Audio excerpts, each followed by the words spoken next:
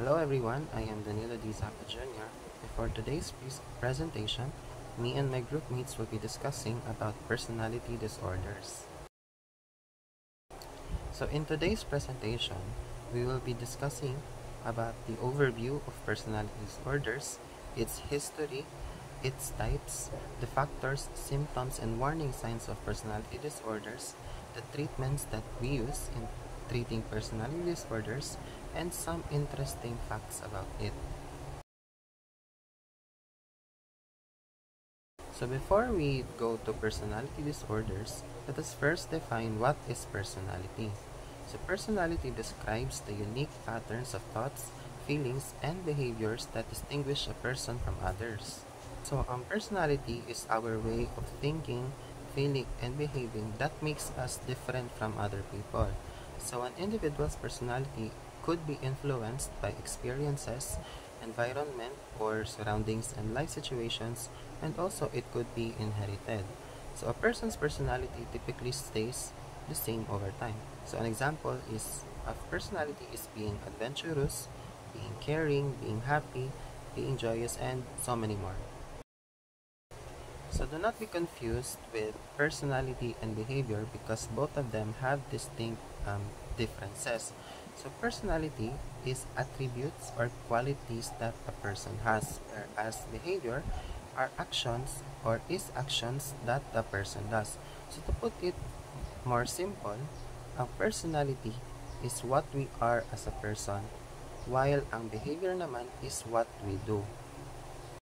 Personality is vital to defining who we are as individuals, as it involves a unique blend of traits including attitudes, thoughts, and behaviors, as well as how we express these traits in our interactions with others and the world around us. So now we move on to personality disorders.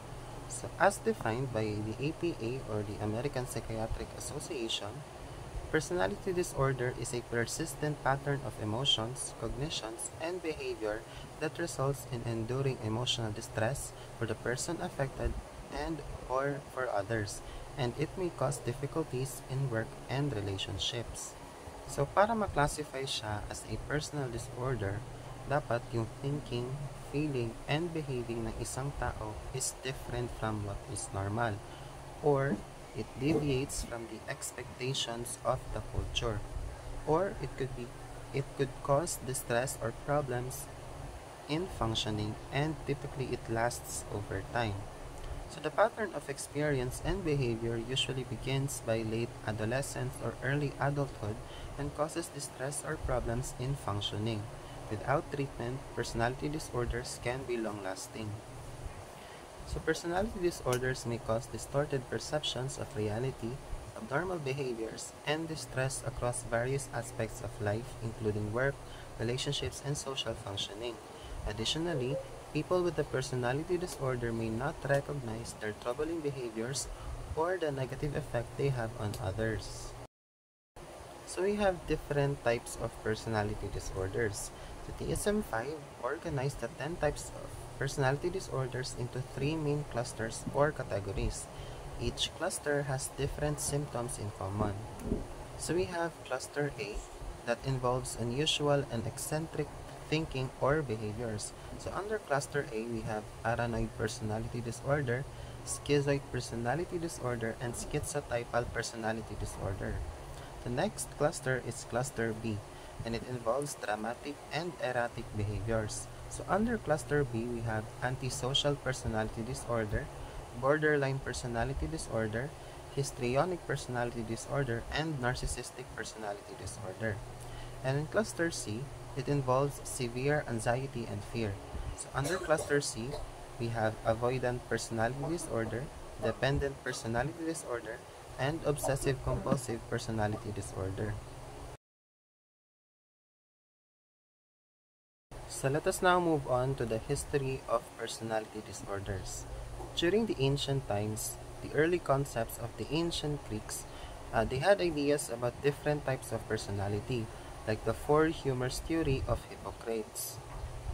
So the four humors theory or the humoral theory by Hippocrates is a long since debunked medical theory that was popular in many parts of the world for millennia.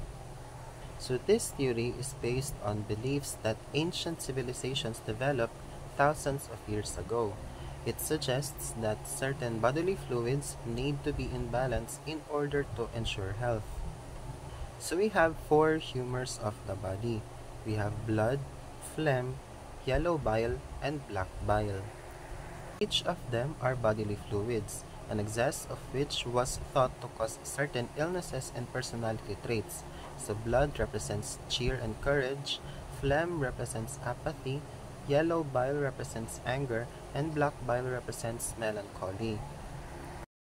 Let us now move on to the 19th century, which introduced a new way of thinking. So Emil Kraepelin, a German psychiatrist, organized mental illnesses into groups, including personality-related issues. So long before we have the DSM, or the Diagnostic and Statistical Manual of Mental Disorders, the German psychiatrist Emil Kraepelin developed a statistical manual of psychiatric diseases. His work laid the foundation for modern psychiatric classification systems.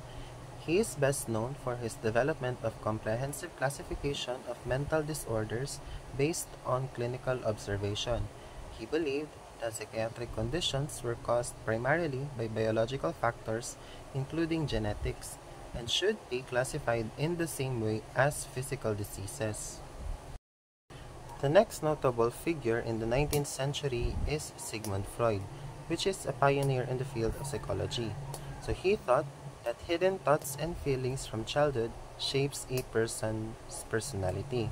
So his theory of personality is rooted in psychoanalytic model, which explains that human behavior is the result of interactions between three key structures of the mind, which is the id, the ego, and the superego. The id, which represents the pleasure principle, the ego represents the reality principle, and the superego representing internalized moral standards and societal expectations. Freud also proposed that early childhood experiences, especially through his stages of psychosocial development, the oral, anal, phallic, latent, and genital stages, play a critical role in shaping an individual's personality. Unresolved conflict or excessive fixation at any stage could lead to personality issues in adulthood, manifesting in behaviors associated with that stage. During the 20th century, we have a manual for understanding mental disorders or personality disorders. So this is the time where the DSM, or the Diagnostic and Statistical Manual of Mental Disorders, is developed. So the first DSM was released in 1952, but the first version of DSM-5 did not have any specific descriptions about the personality disorders. Meanwhile, in 1980, which was the release of the third version of the DSM, or the DSM-3, involves personality disorders, and it was classified into three different groups: the cluster A, cluster B, and cluster C, based on their similar traits. During the late 20th century up to today, the doctors and researchers are learning more about personality disorders. They have been constantly improving how they understand and diagnose personality disorders. They've learned that many things like biology, thoughts, and feelings, and social experiences can contribute to personality disorders. I am Usman Romaira and I will be discussing the Cluster A personality disorder. So under this cluster, we have three types of personality disorders. First is the paranoid personality disorder. Second is schizoid personality disorder. And third is schizotypal personality disorder. So in paranoid personality disorder, this is the disorder that often distrust and think others are wanted to hurt them, wants to hurt them. So kapag ang tao ay may paranoid disorder, nahihirapan silang magtiwala sa ibang tao or hindi talaga sila nagtitiwala sa ibang tao. Madalas din nilang paghinalaan na gusto silang saktan ng ibang tao or may pinaplanong masama ang mga tao sa paligid nila. Sa schizozoid personality disorder naman, they tend to withdraw themselves from the crowd. Itong personality disorder naman ay walang interes sa pakikipagsalamuha sa ibang tao. So, parang wala silang interes sa mga social functions or sa mga activities na involve ang pakikisalamuha sa ibang tao. For example niyan ay mga taong mas gugustuhin magtrabaho kaysa sa makiparty, ganon. Or umattend sa mga activities na pwede kang magkaroon ng kaibigan. No? Or ang mga tao na mas gugustuhin na manood ng TV kaysa lumabas ng bahay, makipag-connect, ganoon. So, third is the schizotypal personality disorder. Ito naman, kapag ang tao ay may schizotypal personality disorder, sila ay may unusual belief or may kakaibang paniniwala about sa sarili nila. For example, itong tao na mayroong schizotypal personality disorder ay iniisip niya na kaya niyang basahin ang isip ng ibang tao or kaya niyang makapagpagaling ng taong may sakit. No? So, ang pagkakatulad or similarity ng disorders na to, ng tatlong disorder na to, is that nahihirapan silang makipag-connect sa ibang tao. Nahihirapan silang makipagkaibigan. No?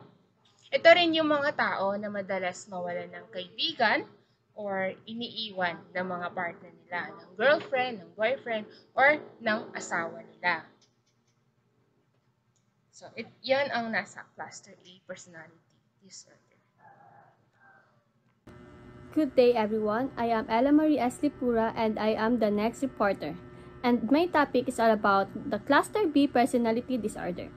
There are 4 disorders. First, antisocial personality disorder. Second, borderline personality disorder. Third, histrionic personality disorder. And fourth, narcissistic personality disorder.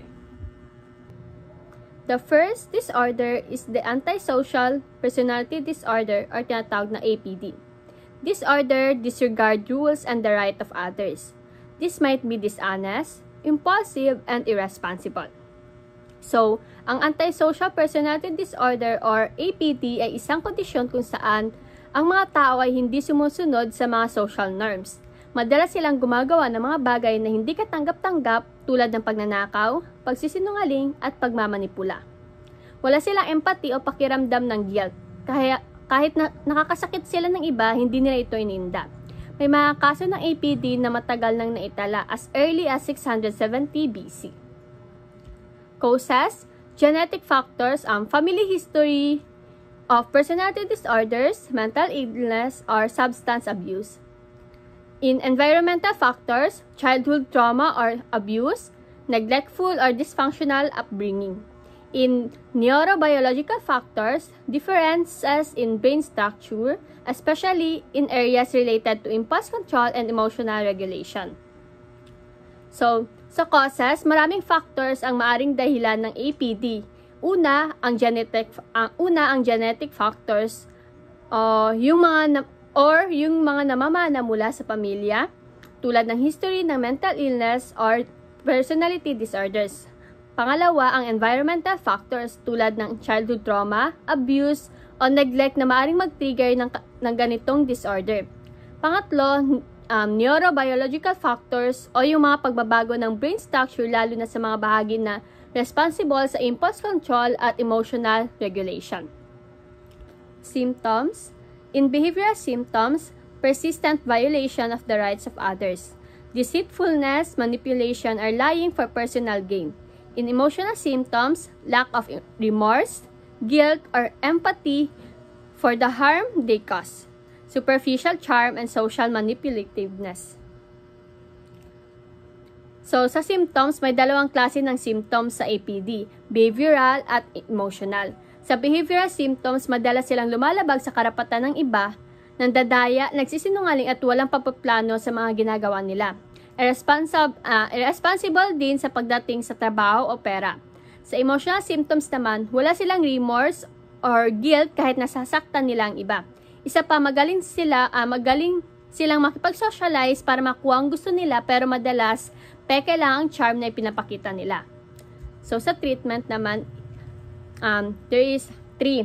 Psychotherapy, cognitive behavioral therapy or tinatawag na CBT to address distorted thinking patterns.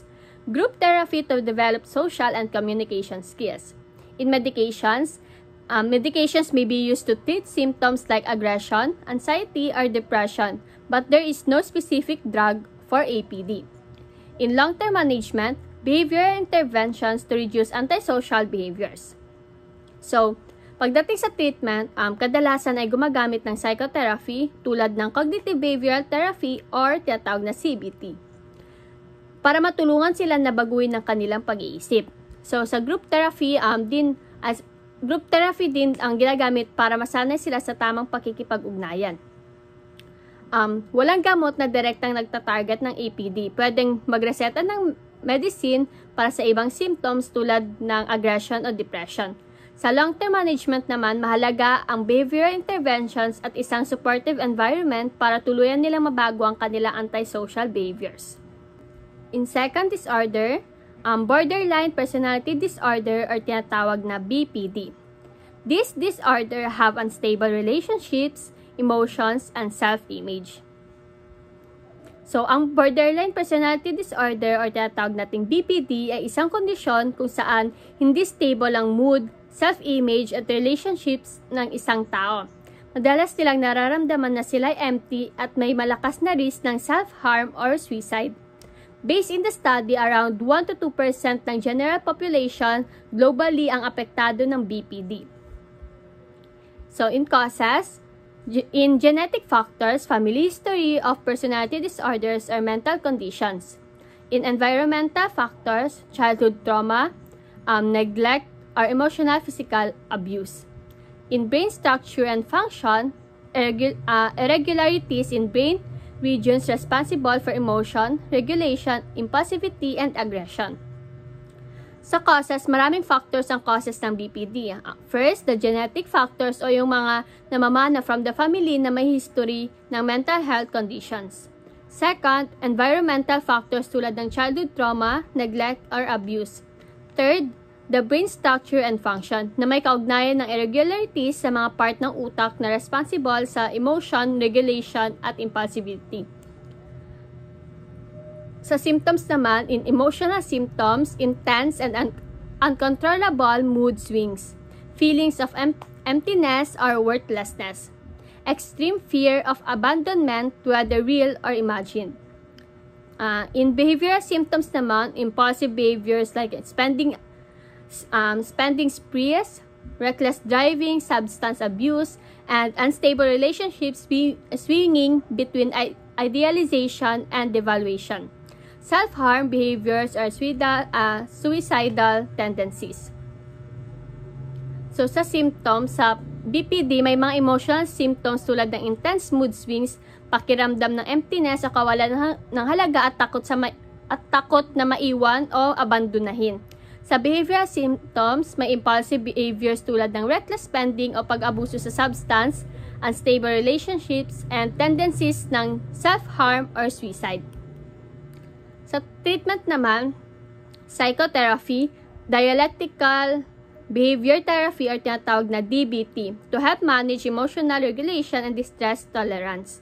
Cognitive behavioral therapy or tinatawag rin nating CBT to address distorted thinking patterns.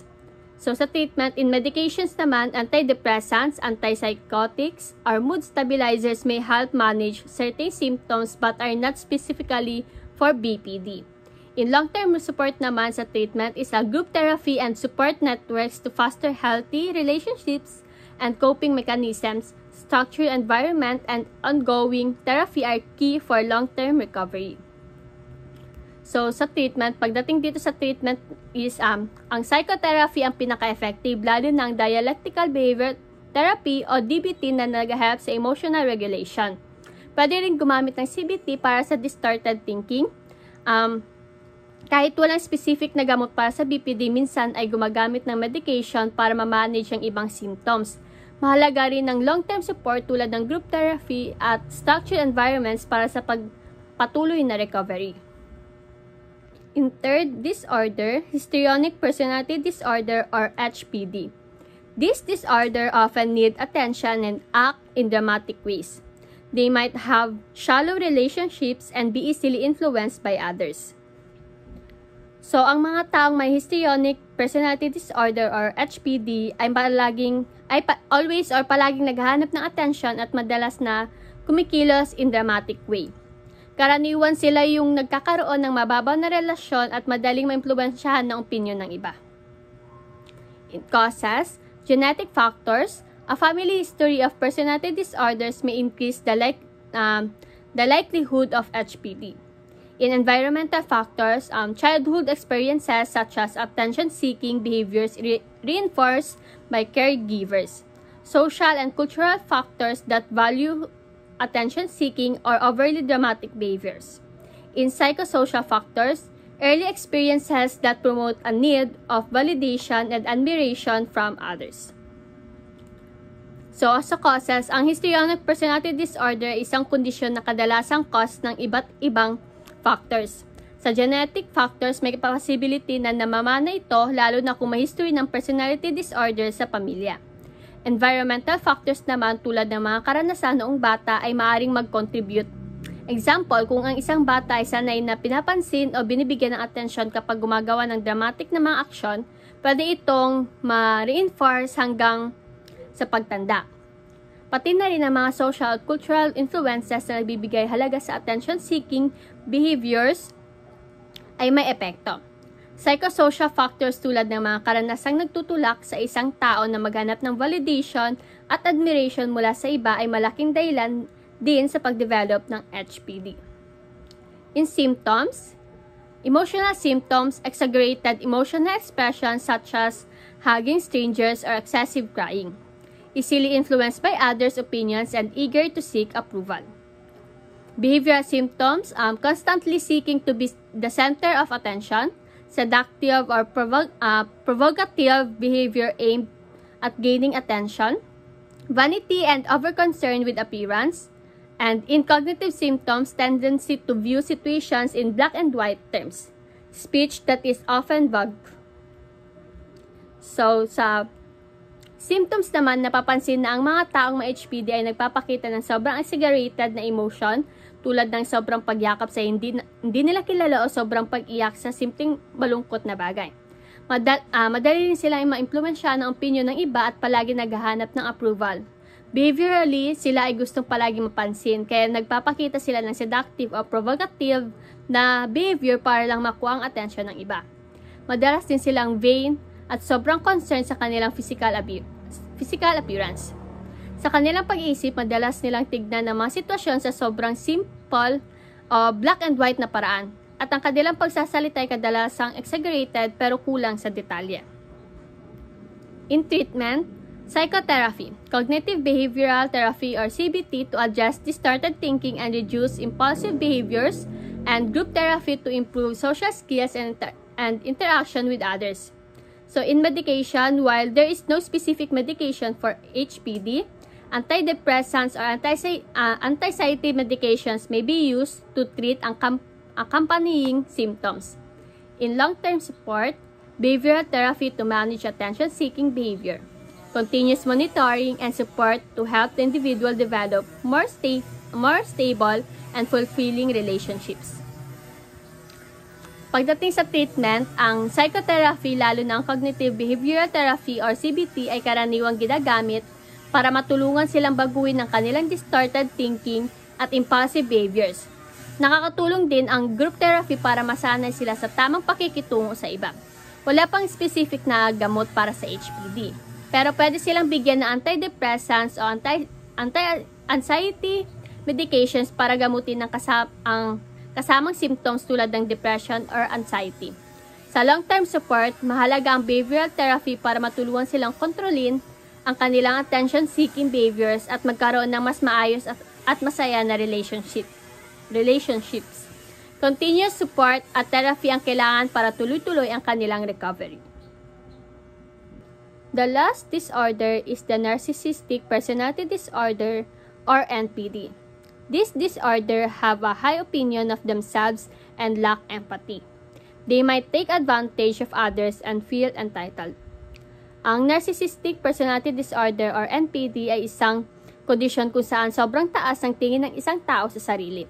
Palagi silang naghahanap ng attention at admiration mula sa iba at madalas ay hindi nila kayang makipag-ugnayan ng maayos dahil sa kakulangan ng empathy. Madalas silang mag-fantasize ng mga bagay tulad ng kapangyarihan at tagumpay. In causes, developmental factors. A failure in early childhood to develop empathy, often due to parenting that does not model empathy or care for others. Children may remain fixated on a grandiose, self-centered stage of development. Sociological factors, increasing focus on individualism, success, and competitiveness in modern societies. The culture of narcissism / 1978 suggests NPD prevalence is rising due to social emphasis on short-term pleasure and self-promotion.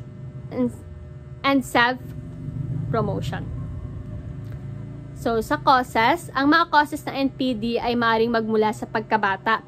Kapag ang mga magulang hindi nagturo ng empathy o pakikiramay sa mga bata, maaari silang maging stuck sa pagiging self-centered at grandiose. Sa socio-cultural na aspeto, ang Western culture na masyadong nagbibigay halaga sa personal success at individualism ay isa ring factor sa pagdevelop ng mga narcissistic traits. In symptoms, grandiosity, unrealistic feelings of superiority, and fantasies of unlimited success or power. Extreme envy and resentment toward others who are successful or admired. In behavioral symptoms, constant need for attention and admiration, exploiting others to achieve their own goals and showing little to no empathy. Arrogant or haughty behavior, often believing they deserve special treatment. Ang mga symptoms sa NPD ay makikita sa kanilang sobrang taas na self-importance, inggit sa tagumpay ng iba, at madalas na pagkakaroon ng depresyon dahil sa hindi pagtugma sa mga unrealistic na expectations nila sa sarili. Behaviorally, lagi nilang hinahanap ang special treatment, ginagamit ng ibang tao para sa sariling kapakanan, at mayabang o arrogant ang kanilang kilos. In treatment, psychotherapy, cognitive behavioral therapy or CBT to address distorted self-perceptions and grandiosity. Therapy focus on building empathy and understanding others' needs. In treatment, psychotherapy, cognitive behavioral therapy or CBT to address distorted self-perceptions and grandiosity. Therapy focus on building empathy and understanding others' needs. In long-term support, structured therapy to develop healthier self-esteem and interpersonal relationships. Addressing underlying issues like depression and envy with ongoing support. Para sa treatment, ginagamit ang cognitive behavioral therapy or CBT para matulungan silang baguhin ang kanilang distorted na self-perceptions at matuto ng empathy. Ang long-term support ay mahalaga para matulungan silang magkaroon ng mas matatag na self-esteem at mga relasyon sa iba. Kailangang tuloy-tuloy ang suporta para matugunan din ang mga underlying issues tulad ng depression. A pleasant day and Assalamualaikum to all. I am Nacharai Mohammed Dave and I will be discussing about the cluster C personality disorder. So this cluster C include avoidant personality disorder, dependent personality disorder, and obsessive compulsive personality disorder. So let's start with avoidant personality disorder or AVPD. So what is disorder? So this disorder is responsible for the views of others, and despite wanting social interaction, their anxiety causes them to avert or avoid such connections. So we are also talking about the symptoms, how we can diagnose it, and how can treat it. So this avoidant personality disorder, according to what I've researched, this is a chronic personality disorder involving a variety of difficulties in social situations. So this AVPD affects 1.5 to 2.5% of the population. More commonly is females. So the symptoms of this disorder include feelings of inadequacy, social inhibition, and hypersensitivity to criticism. So the diagnosis based on the DSM-5 criteria: patients avoid social activities, hesitate in informing relationships, fear rejection, and feel inferior to others. So the mnemonic ranges helps remember these criteria. So C stands for criticism, R restraint, I stands for inhibition, and N needs for reassurance, and G stands for gets around occupational activities regarding interpersonal contact, and E is stand for embarrassment, and the last is S, which is self-viewed inferiority. So this might help you to remember those we are talking about. The causes of this disorder are unclear, but genetic, environmental, and psychological factors may contribute. So the treatment may involve therapy, medication, and support. And overall, ABPD is a complex personality disorder affecting social interaction and self-esteem. So, avoidant personality disorder is believed to have genetic factors, temperament traits during infancy, fearful attachment styles, and childhood experience of rejection and mistreatment as potential causes. So, the term genetics may contribute to 64% of the likelihood of developing AVPD. A fearful attachment style is characterized by a desire for closeness but fear of rejection. Could also increase the risk. And the treatment for AVPD involves therapy, medicine, and family support. Psychodynamic therapy and cognitive behavioral therapy, or CBT, are the main method used. So psychodynamic therapy aims to analyze relationships and behavior patterns, promote self-reflection, and enhance positive interaction, while CBT focuses on goals to let go of the negative thoughts and behaviors and improve the social abilities. So, while there is no specific medication for the personality disorder, medication for depression and anxiety can aid in treatment. Okay, so let's move on to the another, which is the dependent personality disorder. So this DPD is a person who has a tendency to rely on other people, especially their loved ones, which causes fear of falling behind.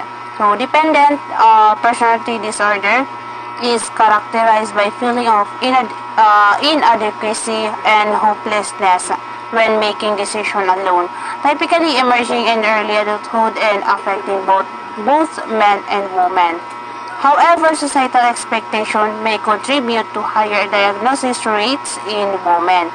So the main feature of this DPD is an excessive need for care, leading to clinginess and fear of separation, resulting in pattern of compliance and submission. So the symptoms include difficulty making decisions without reassurance, fear of being alone leading to quick formation of new relationships, submissive behavior, difficulty expressing disagreement, struggle to start tasks independently, urgent seeking of new relationships, and tolerating mistreatment to avoid abandonment. So, people with DPD often rely on others for day-to-day choices. Fear being abandoned, prioritize other needs over their own, suppress their opinion, avoid responsibilities, and tolerate abusive situation. In overall, the DPD creates a long-standing pattern of dependency that affects various aspects of a person's life, hindering personal growth and fulfillment and relationships. Dependent personality disorder is characterized by pessimism, lack of self-confidence, and the fear of being abandoned.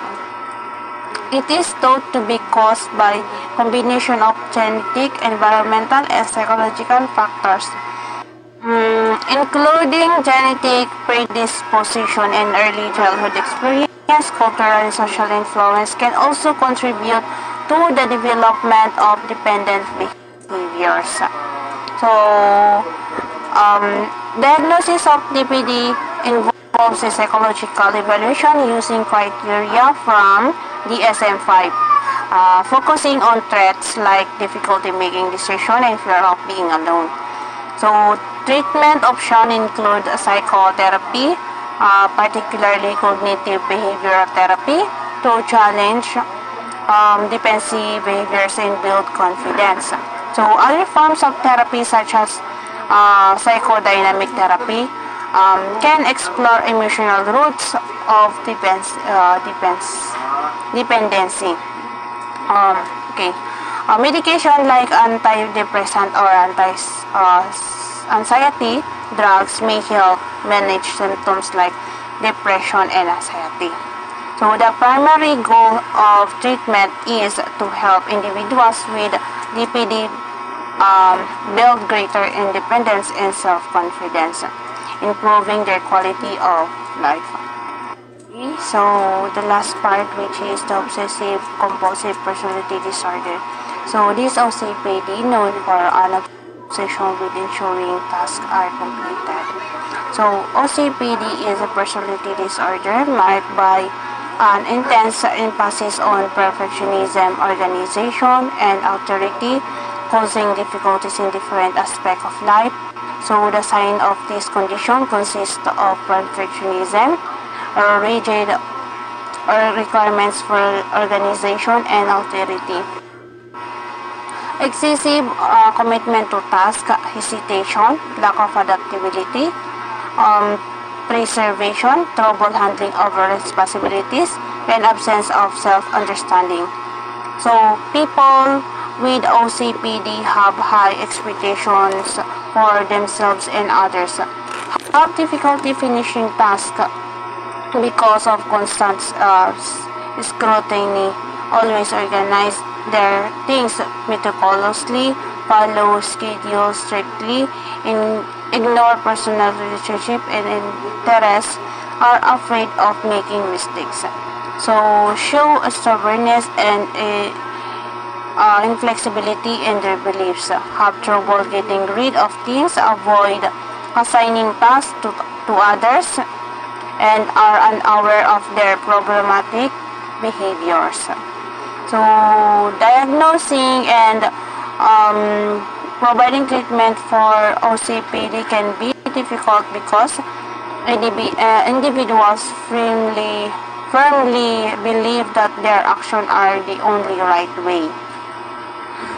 Individuals with OCPD should seek professional assistance to handle their symptoms and enhance their quality of life. OCD and OCPD are distinct disorders, where OCD entails anxiety due to intrusive thoughts and compulsive actions, and OCPD is identified by deep-rooted perfectionism and need for control and personality. So the causes of OCPD are thought to be both genetic and environmental, including a family history of personality disorder and childhood experiences. So, therapy for OCPD includes cognitive behavior therapy or CBT to assist individuals in addressing negative thoughts and behavior. So, the medication used to treat anxiety and depression could also help with accompanying conditions. And overall, the OCPD is typically more optimistic compared to other personality disorder, as a treatment assists individuals in coping with symptoms and understanding their condition better.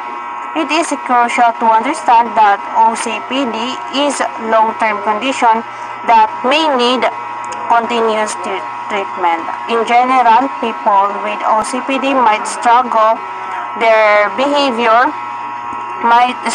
to seek help because they believe their behavior are normal. But with the right therapy, they can learn healthier ways to interact with themselves and others.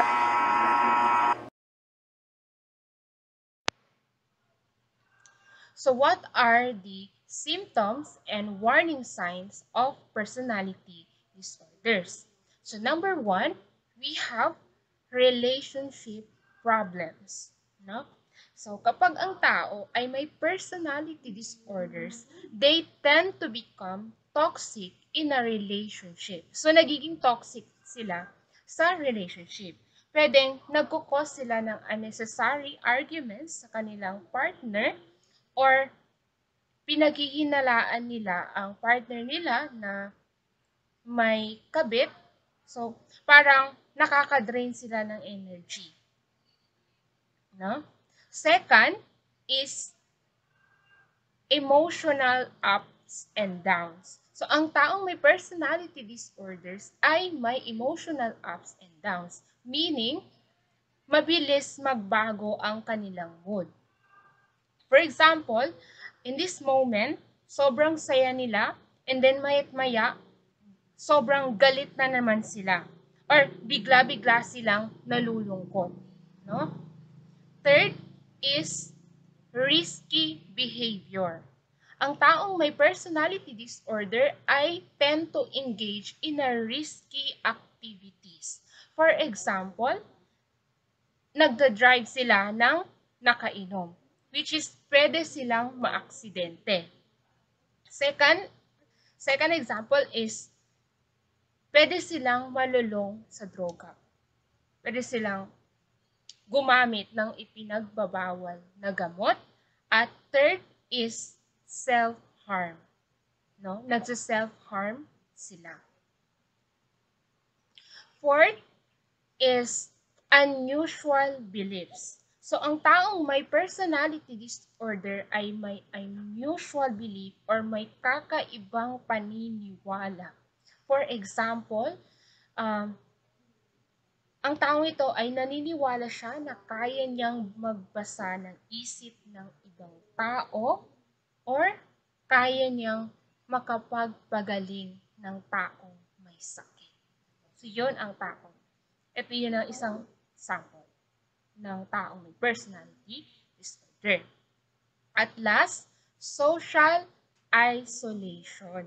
So, kapag ang tao ay may personality disorder, they tend to isolate themselves from the crowd. So, nagkukulong sila, ayaw nilang lumabas sa kanilang bahay. They refuse to socialize. So, yung 5 nabanggit ko ay ang symptoms and warning signs of personality disorders. Interesting facts series about personality disorders.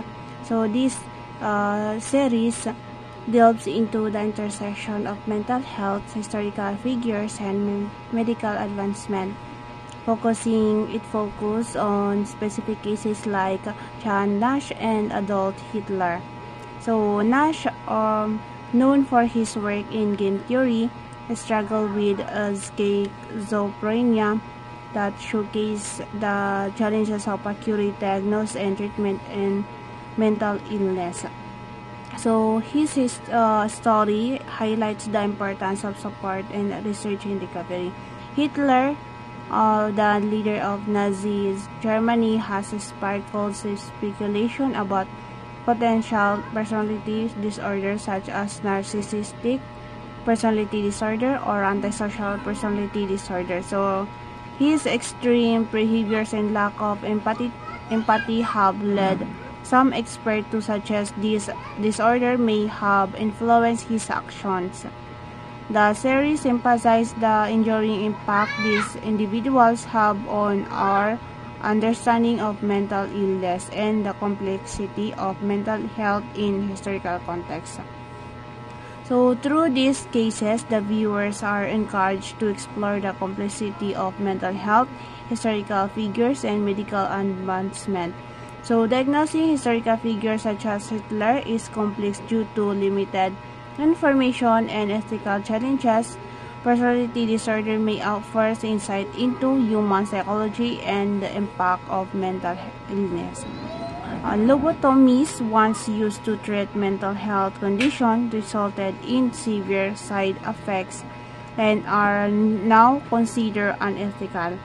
The history of lobotomies reminds us of the danger of medical experimentation and the need for ethical mental health treatment. Understanding mental illness is crucial, as seen in the stories of individuals like John Nash and Adolf Hitler. Compassion and a commitment to promoting well-being are essential in addressing mental health challenges.